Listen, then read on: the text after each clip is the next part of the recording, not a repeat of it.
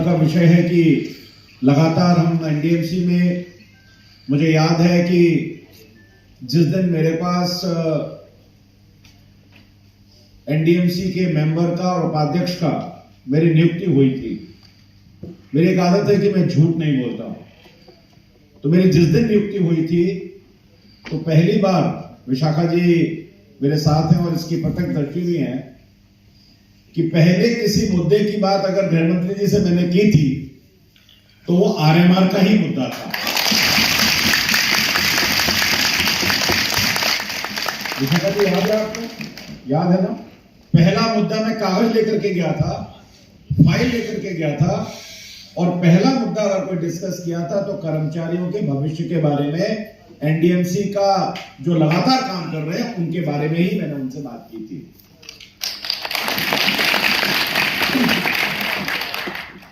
और उसके बाद जो दूसरी मेरी मीटिंग हुई, ये भी संयोग की बात है कि 15 दिन बाद ही मेरी गृह मंत्रालय में मीटिंग थी और जो होम सेक्रेटरी हैं वो इस काम को देखते थे, उनसे भी पहला मुद्दा आरएमआर का ही डिस्कस हुआ था मेरे साथ। और हम सदस्यों ने भी मिलकर के हमेशा आरएमआर के मुद्दे पर, कर्मचारियों के जो बाकी कर्मचारी हैं, जो कॉन्ट्रैक्चुअल एम्प्लॉय हैं, उनके मुद्दे पर, जिन कर्मचारियों के 30-30 साल से डीपीसी नहीं हुई उसके मुद्दे पर, लगातार समय समय पर हम इन मुद्दों के प्रति बहुत संवेदनशील हैं। इन मुद्दों के बारे में लगातार आपकी आवाज बनके काउंसिल की मीटिंग में इन सब विषयों को, हम इन चीजों को हमेशा ईमानदारी से आगे बढ़ाते रहे हैं। मुझे याद है कि दिसंबर में भाटी जी ने एक भारतीय मजदूर संघ के नेतृत्व में एक बहुत बड़ी रैली की थी इस कन्वेंशन सेंटर के बाहर ही, और एक रैली साथ में भी चल रही थी, वो भी सब हमारे ही कर्मचारी थे। तो इन्होंने मुझे कहा कि भाई साहब आपको वहां आना है, और मैं इनकी रैली में वहां पर गया था। तो आपको याद होगा कि वहां भी मैंने आपसे यही कहा था कि आप हम पर विश्वास रखिए, हम ईमानदारी से आपके लिए कार्य कर रहे हैं। और कुछ लोगों ने कहा कि भाई साहब हमें समय बताइए कि कब तक होगा। तो मुझे याद है कि उस समय रैली में भी मैंने यही कहा था कि मैं आपको कोई समय नहीं बताऊंगा, क्योंकि समय मेरे हाथ में नहीं है, लेकिन मेरी ईमानदारी मेरे हाथ में है। जल्दी ही आपको उसकी सूचना, जल्दी ही आपको उसका परिणाम निकल करके आएगा। उसके बाद एक रैली लोधी गार्डन में भी हुई थी। कुछ लोग थे लोधी गार्डन में, याद होगा कुछ लोगों को। लोधी गार्डन में एक रैली हुई थी, उसमें भी मैंने यही बात की थी। उसके बाद लगातार भाटी जी, भारतीय मजदूर संघ के लोग और हमारे जो आपके कोषाध्यक्ष नेगी हैं, ये भी लगातार हमको इन सब के बारे में, फिर एक समय ऐसा भी आया कि कुछ लोग राजनीति से भ्रमित थे, जो आरएमआर को गुमराह कर रहे थे, जो लगातार पैरेलल आंदोलन चला रहे थे, जो लगातार इस सारे आंदोलन को अलग तरीके से लेकर के आ रहे थे। और मैं आपको बड़े गर्व के साथ कहना चाहता हूं कि आरएमआर कर्मचारी जितने भी थे, अच्छा हाथ उठाओ, या आरएमआर कर्मचारी कितने हैं? बैठो। तो यहां जो आरएमआर कर्मचारी थे, हमें थोड़ा समय लगा, लेकिन बाद में आरएमआर कर्मचारियों को जो मैंने कहा था कि आपके साथ अलग तरह की राजनीति हो रही है, आपका दुरुपयोग हो रहा है, मैं कम से कम यहां रहते रहते राजनीति नहीं होते हुए आपके भविष्य के बारे में हम बात करना चाहते हैं। और आरएमआर कर्मचारियों को सबको यह बात समझ आई, वो राजनीति से अलग हुए, वो धरना प्रदर्शन बंद हुए, और उसके बाद ये परिणाम आज आपके सामने है।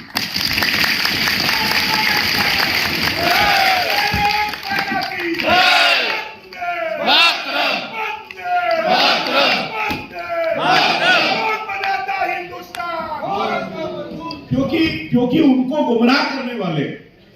उनको गलत दिशा में ले जाने वाले, उनको ये कहने वाले, अब एक दिन मुझे याद है कि मैं अपने कमरे में बैठा हुआ था और बहुत सारे कर्मचारी आए, उनको मैंने अगली मीटिंग के लिए, नेक्स्ट दिन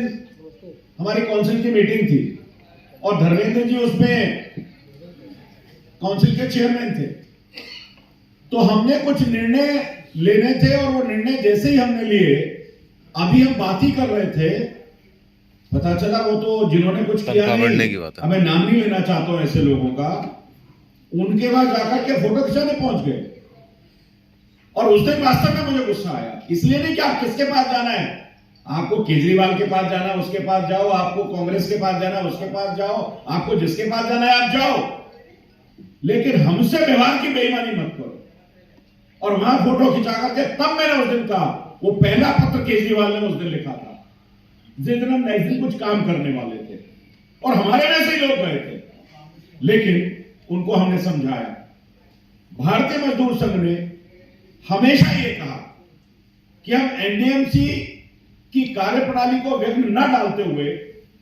चूंकि देश के प्रधानमंत्री मोदी जी ने हमको इस देश को आगे बढ़ाने के लिए काम करने के लिए प्रेरित किया है, हम इस देश में अगर हम एनडीएमसी में यहां पर हैं तो मिलकर के एनडीएमसी को आगे चमकाएंगे, और आगे चमकाने का मतलब है कि देश को आगे बढ़ाएंगे। ये लगातार मोदी जी ने हमको कहा, और मोदी जी ने कहा, आप लोगों को याद होगा कि जब देश के प्रधानमंत्री वो बने थे तो संसद की सीढ़ियों पर उन्होंने सबसे पहले सर झुका करके नमन किया था, और पहली बात उन्होंने हमको कही थी कि मोदी सरकार और ये सरकार केवल और केवल वंचितों को और जिसको न्याय नहीं मिला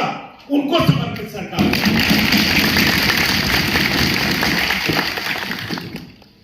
आपको इतने साल से, कई वर्षों से आरएमआर का मुद्दा चल रहा था, कई वर्षों से इंजीनियर्स के प्रमोशन का मुद्दा चल रहा है, कॉन्ट्रैक्चुअल एम्प्लॉय का मुद्दा चल रहा है, डॉक्टर्स का मुद्दा चल रहा है, तमाम तरह के मुद्दे चल रहे थे, लेकिन एक एक करके, और मैं बधाई देना चाहता हूं आरएमआर के कर्मचारियों को कि उन्होंने उस बात को समझा और समझ करके संवेदनशील होकर पेशेंस रखा, उसके कारण से आज ये परिणाम आपके सामने आया।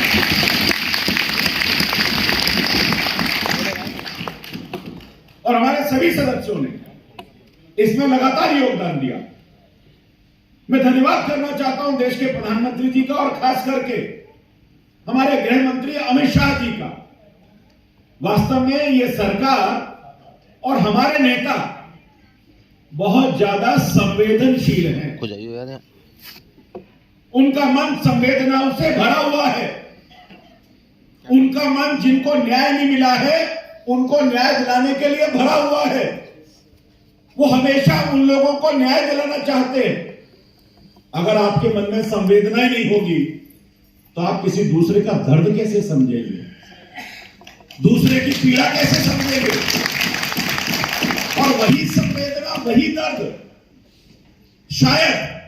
जब हमको उन्होंने यहां भेजा तो वही दर्द, वही संवेदना हमने भी उनसे ली है, और इसलिए आपके कामों को तेजी से आगे बढ़ा रहे हैं। भारतीय मजदूर संघ, मुझे कहने की आवश्यकता नहीं है, संघ परिवार से का एक अंग है, और जो संस्कार हमको संघ परिवार से मिले हैं, जो ईमानदारी हमको वहां से मिली है, जो काम करने की दिशा हमको वहां से मिली है, जो अनुशासन हमको संघ परिवार से मिला है, मैं ये कह सकता हूं, एक विद्यार्थी परिषद का कार्यकर्ता होने के नाते, गर्व से संघ का कार्यकर्ता होने के नाते, भारतीय जनता पार्टी के पूर्व अध्यक्ष के नाते, जब मैं यहां पर आया तो मैं ईमानदारी से अपने कर्तव्य को आप लोगों के साथ, अपने सदस्यों के साथ मिलकर के निर्वहन कर पाया। और इसलिए मैं आपसे जरूर कहता हूं कि आरएमआर का मुद्दा, और अभी हमने गृह मंत्री जी को एक पत्र भी लिखा है, हमने उनको कहा है कि आने वाले 1 महीने के अंदर, 10 दिन के अंदर, 15 दिन के अंदर जो भी सरकारी तकनीकी जो फॉर्मेलिटीज हैं वो फॉर्मेलिटीज पूरी हो जाएंगी, और मेरे मन में तो सपना है कि इसी हॉल के अंदर या किसी तालकटोरा इंडोर स्टेडियम के अंदर पहला नियुक्ति पत्र अमित शाह जी के हाथों से ही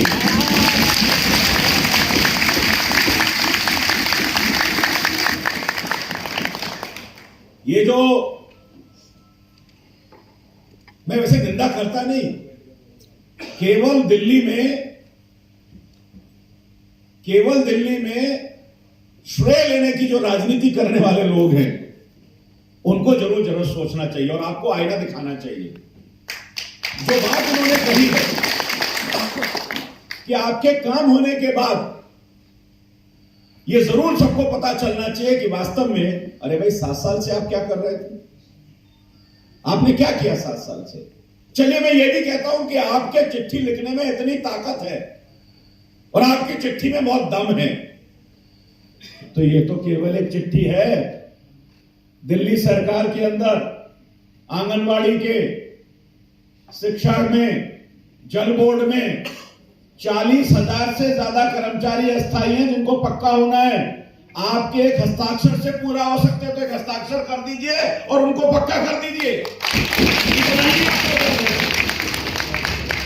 इतना ही आपके अंदर संवेदना है, लेकिन करना कुछ नहीं, केवल श्रेय लेने के लिए। और हम में से भी कुछ लोग उनके इस झूठे श्रेय और बयानबाजी में आ जाते हैं। यह भी हमको थोड़ा ध्यान में रखने की आवश्यकता है। हम तो कहते हैं कि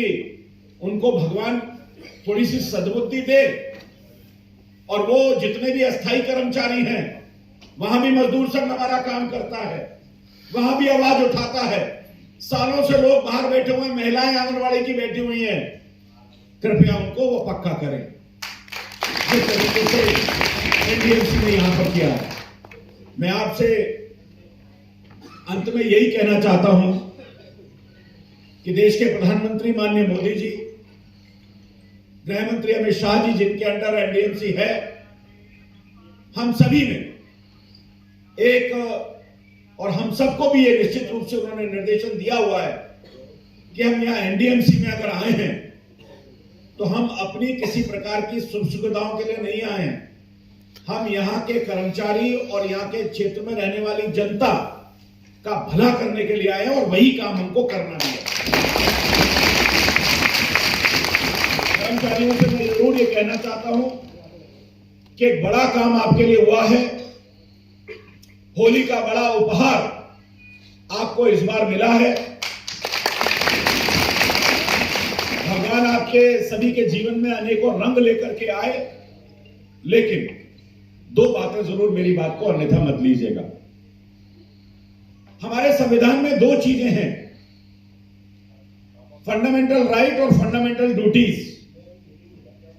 मूलभूत अधिकार और मूलभूत कर्तव्य। यूनियन में बाकी सब लोगों ने, हमने मिलकर के आपके जीवन में एक कुछ अच्छा करने का प्रयास किया है, लेकिन इस ऑर्गेनाइजेशन के प्रति, अपने काम के प्रति मेरी जो जिम्मेदारी है, मेरे जो कर्तव्य हैं, जो काम मुझे दिया गया है, जो समय मुझे दिया गया है, क्या